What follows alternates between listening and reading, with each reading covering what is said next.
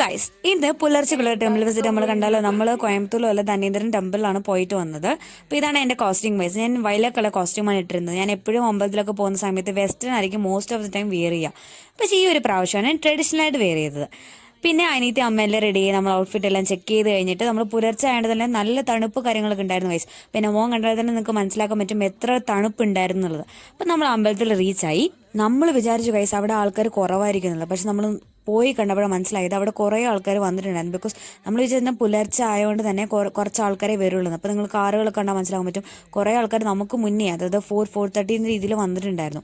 അപ്പോൾ നമ്മൾ already book ചെയ്തിട്ടുണ്ടായിരുന്നു പൂജ കാര്യങ്ങളൊക്കെ. അപ്പോൾ പൂജയൊക്കെ കഴിഞ്ഞ് പായസം എല്ലാം വാങ്ങിച്ച് പ്രസാദം എല്ലാം കിട്ടിക്കഴിഞ്ഞിട്ട് അവിടെ നിങ്ങൾ നോക്കുകയാണെങ്കിൽ തന്നെ മനസ്സിലാക്കാൻ പറ്റും ഇതൊരു ടെമ്പിൾ മാത്രമല്ല, ഹോസ്പിറ്റൽ, ആയുർവേദിക് സെൻറ്റർ, അങ്ങനെ കുറേ കാര്യങ്ങൾ ഇതിൽ ഇൻക്ലൂഡഡ് ആണ്. അപ്പോൾ നിങ്ങൾ വന്ന് വിസിറ്റ് ചെയ്താൽ തന്നെ നിങ്ങൾക്ക് മനസ്സിലാക്കാൻ പറ്റും ഭയങ്കര ഡിവോഷൻ, നല്ലൊരു പീസാണ് നമ്മളവിടെ പോയാൽ തന്നെ. അപ്പോൾ നമ്മൾ പ്രസാദമെല്ലാം വാങ്ങിച്ച് നല്ലപോലെ പ്രാർത്ഥിക്കാൻ പറ്റും ഈ ദൈവത്തിനെ. ധനേന്ദ്രം ടെമ്പിളിൽ ആയതുകൊണ്ട് തന്നെ ധനേന്ദ്രൻ ദൈവമാണുള്ളത്. അപ്പോൾ നമ്മൾ നല്ലപോലെ പ്രാർത്ഥിച്ച് തിരിച്ചു വരുന്ന സമയത്ത് നമുക്ക് പെട്രോൾ തീർന്നു. അപ്പോൾ പെട്രോളൊക്കെ അടിച്ച് നല്ല ഫുഡൊക്കെ വാങ്ങി കഴിച്ചിട്ട് നമ്മൾ വീട്ടിലെത്തി. ബായ്.